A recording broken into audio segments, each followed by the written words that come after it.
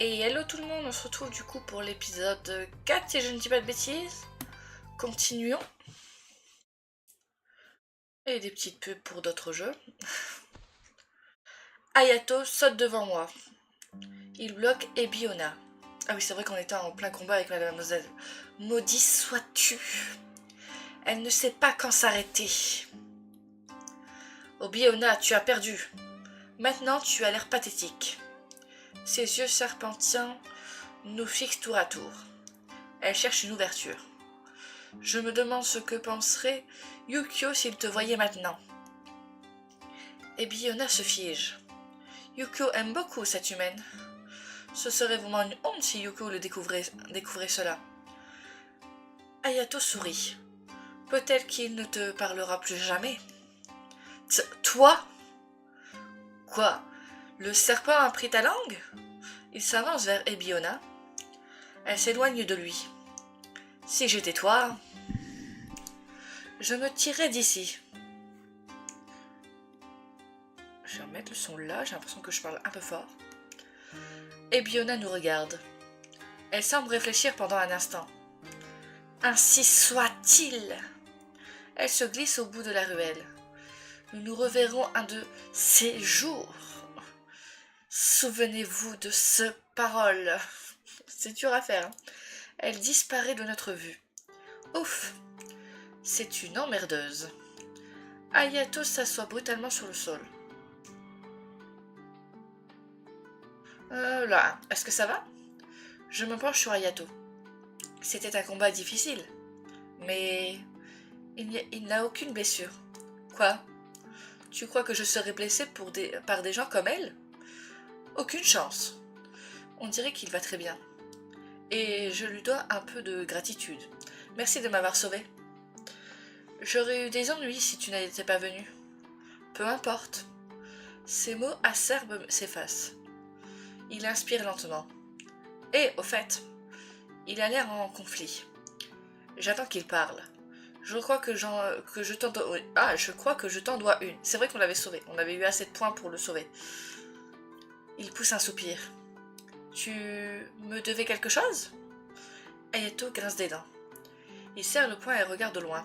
Ouais. Pour... Sa voix baisse. Je dois me pencher plus près pour l'entendre. Pour cette nuit-là. De quoi est-ce qu'il parle? Te demander de... Tu sais? D'être à moi.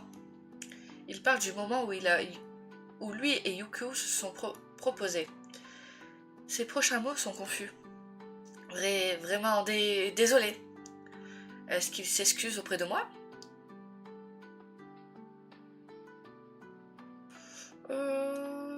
Attendre qu'il parle.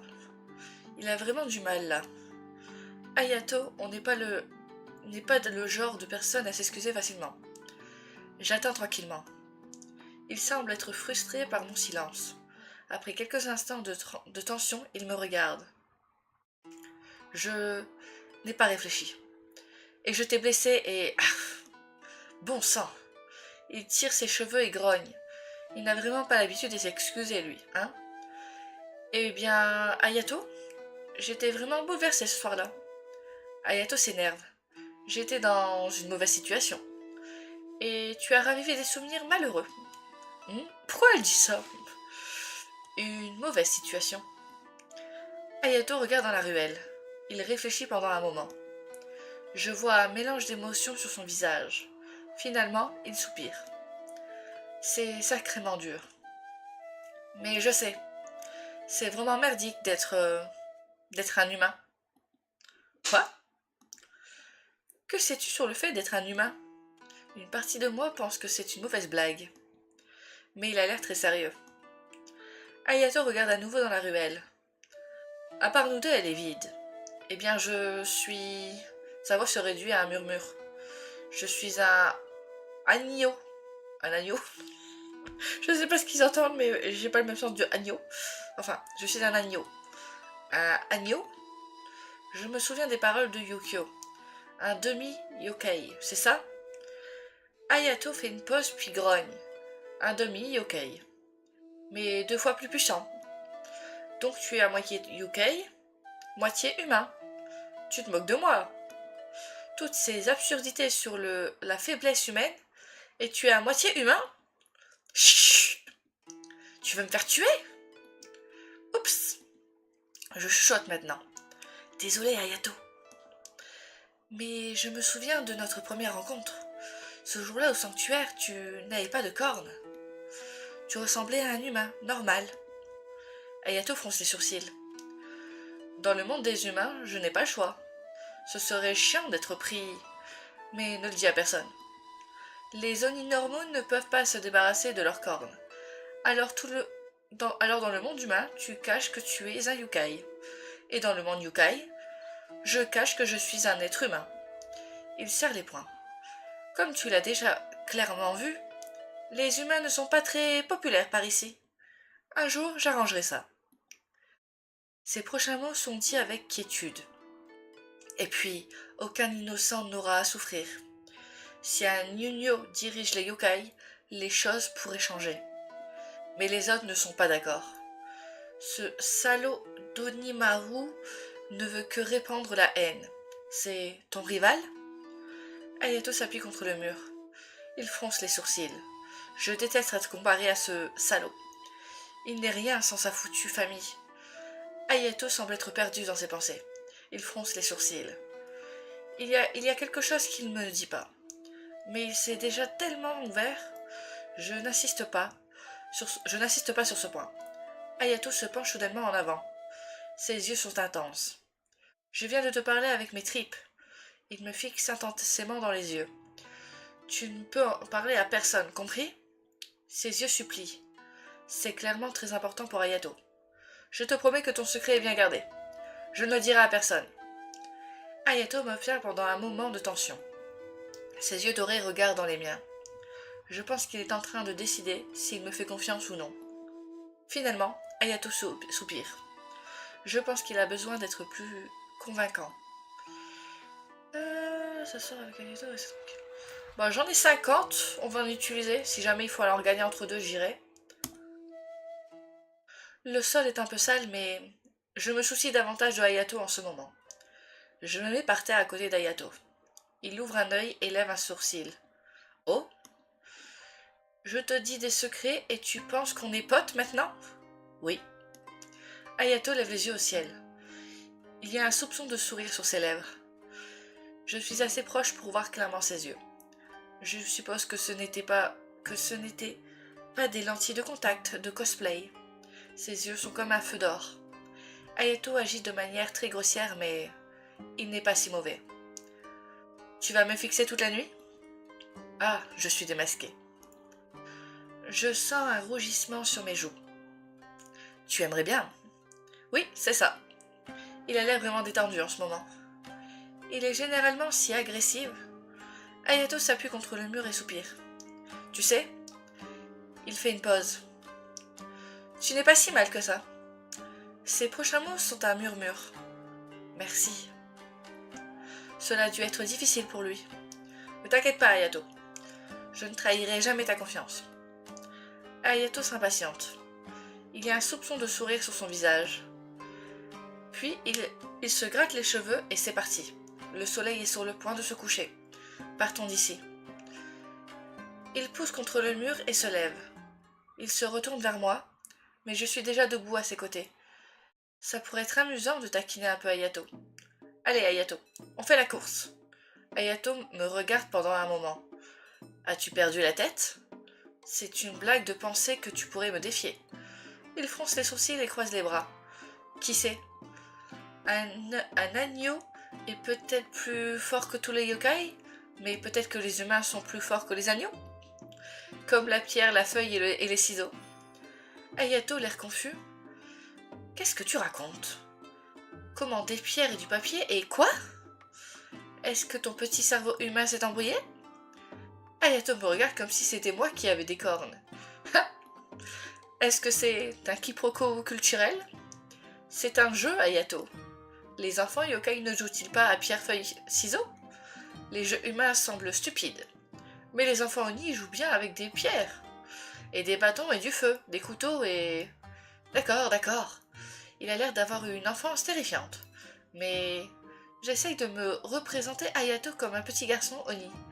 Il devait être si mignon. Je suppose que nos enfances étaient assez différentes. Et j'aimerais en savoir plus. Sur mon enfance?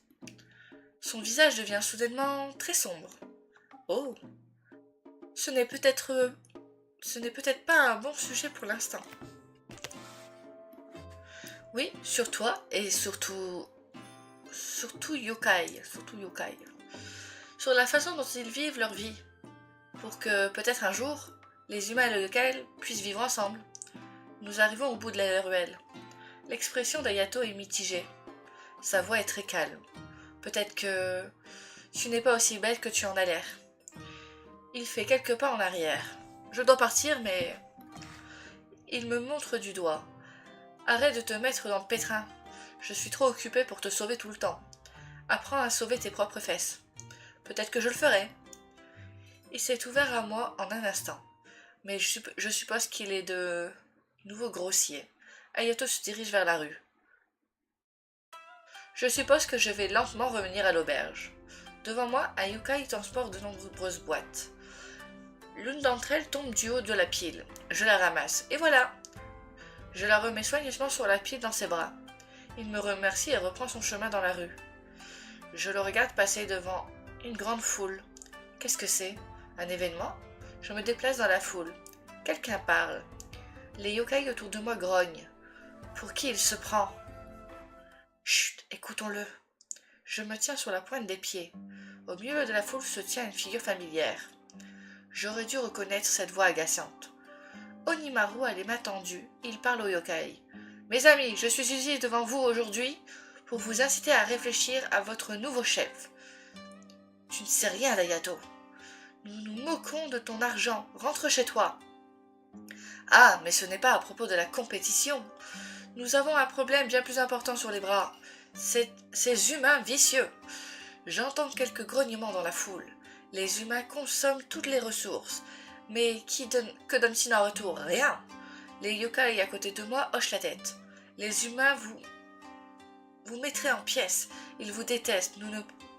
Vous ne pouvez pas leur faire confiance, ni à quiconque se rangerait de leur côté. Est-ce qu'ils dénoncent Hayato? Ce dont vous avez besoin, c'est d'un vrai chef. Quelqu'un qui peut remettre les humains à leur place. Alors, oubliez les lèche-bottes.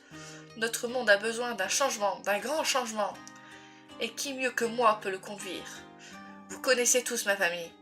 Quelques yokai murmurent et quelques-uns se méfient. Personne n'a plus de richesses et de ressources que nous. Certains yokai murmurent leur approbation. D'autres secouent la tête. Je vous le promets, au nom de ma noble famille, le monde des yokai sera libéré de l'influence humaine. Certains membres de la foule applaudissent. Nous allons nous débarrasser de ces terribles humains. Et tous les petits voyous qui se rangent de leur côté. Ils essayent de salir la réputation d'Hayato. Quelques yokai crient leur approbation. C'est tellement faux. Je vais dire quelque chose pour leur montrer que les humains ne sont pas tous mauvais. Mais ces foules peuvent être dangereuses. Je décide qu'il est préférable de partir. J'essaie de me faufiler à travers la foule. Excusez-moi. Hé, faites attention. Onimaru regarde. Oh, qu'est-ce que c'est? Nos yeux se croisent et je sens mon estomac tomber en chute libre. Une humaine est ici? Une humaine est venue nous apporter la misère? Mince. Je dois sortir d'ici, vite. Les yokai dans la foule paniquent. Une humaine? Où? Je sens une traction sur ma hanche. Karasu? Le Tengu est apparu à mes côtés. Personne n'ose s'approcher à sa vue. Je sens la grande et forte main de Karasu qui me saisit avant de me tirer hors de la foule. Personne ne le suit. Quelle est la réputation de ce type? Je me retourne pour remercier Karasu, mais il parle avant que je ne puisse le faire. Tu fais une sacrée différence. C'était du sarcasme? C'est difficile à dire avec lui. Il ne pense vraiment pas que je puisse faire la différence ici, je parie. Cela n'arrive pas du jour au lendemain. J'ai juste besoin de leur montrer, mais merci. Il m'ignore et saute en l'air en déployant ses ailes. Super conversation. Pourquoi doit-il toujours être si mystérieux? Et comment sait-il systématiquement quand je suis en difficulté? En haussant les épaules, je retourne à l'auberge. J'arrive à l'auberge. Il y a un petit yokai qui se débat sur le pas de la porte. Il est trop petit pour passer la marche. Un yokai ou un rat? Je descends et je le soulève doucement. Le yokai se retourne. Il gémit et s'éloigne en courant, probablement surprise de voir une humaine. Je bâille et je me dirige vers ma chambre. Je remarque soudain un éclair d'argent dans le hall. C'est Salanas. Et mince. Qu'est-ce que tu veux, Yukio? Yukio se précipite vers moi. Oh, je suis si content. Yukio semble bien réfléchir. En fait, j'ai quelque chose d'important à te dire. Je suis toujours en colère contre Yukio, mais il a une expression très sérieuse. Je me demande pourquoi il est là.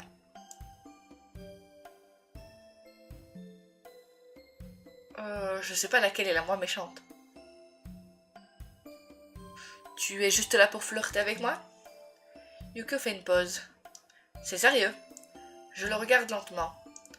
Je ne veux pas subir à nouveau son flirt, mais il semble sérieux. Je devrais peut-être l'écouter. Viens. Allez, viens. On descend le couloir jusqu'à ma chambre. Yukio fait glisser la porte derrière nous. Quelques filles m'ont raconté ce qu'a fait Abiona, son attaque. J'étais tellement inquiet.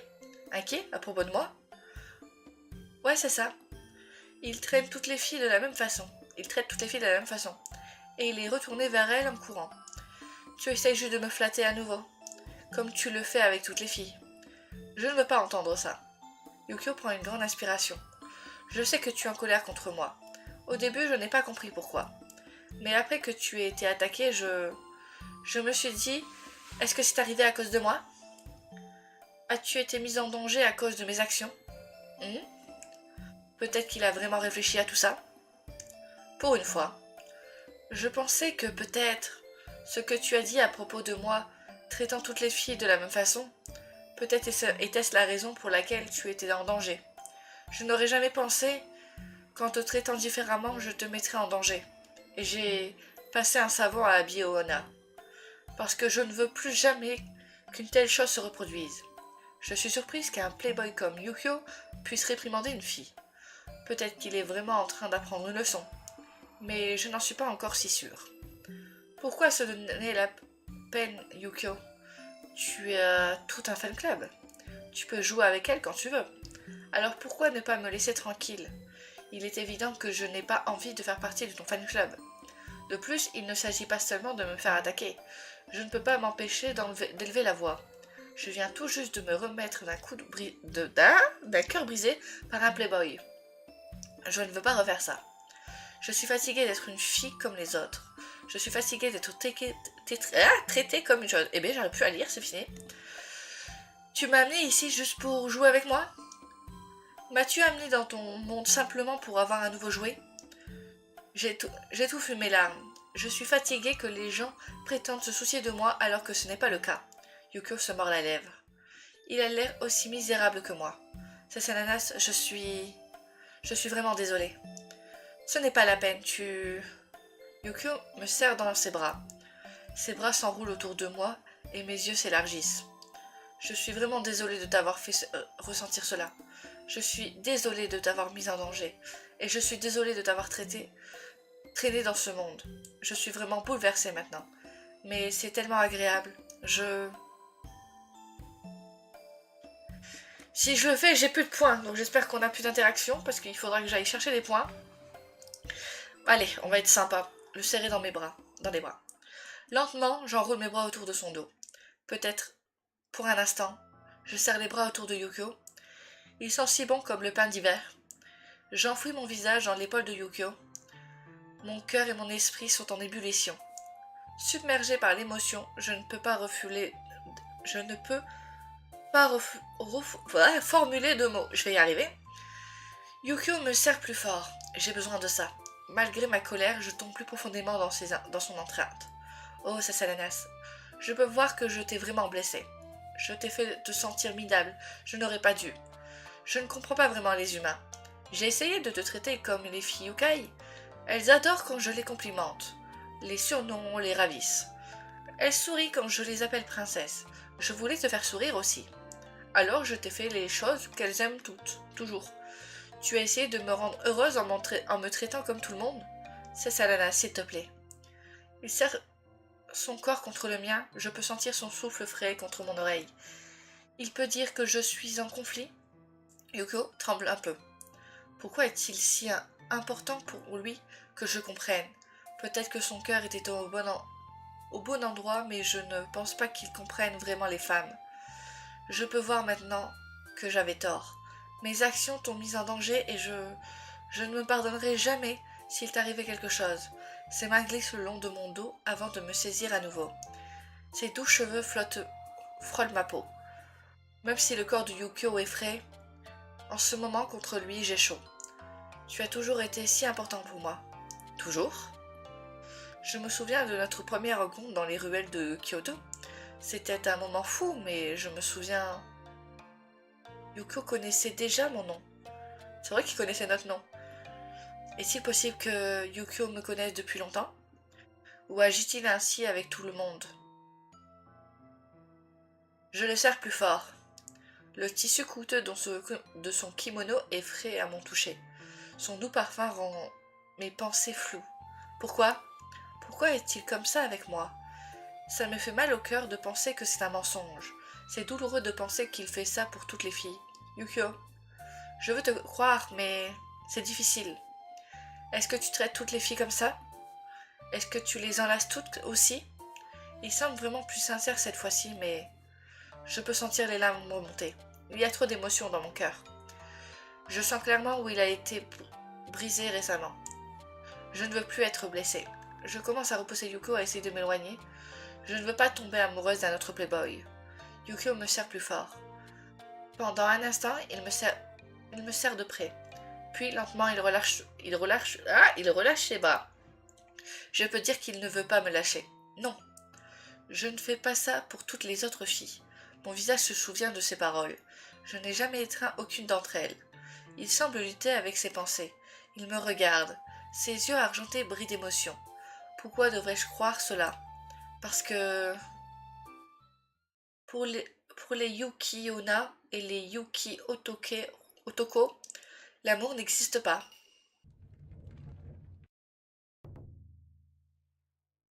C'est quoi cette phrase de fin? Ah, c'est elle, la prochaine image. Ok. Donc du coup, ouais c'est bien ça, j'ai 2 tickets à chaque fois donc ça va se remettre. Moi du coup je vais pas rejouer tout de suite, il faut que j'attende d'avoir assez de sous-sous pour pouvoir avoir les petits diamants qui me permettent d'avoir plus de choix. Donc je ne sais pas quand je tournerai l'épisode 5. En tout cas, merci à tous d'avoir regardé ce petit épisode. À la prochaine. Allez, ciao ciao.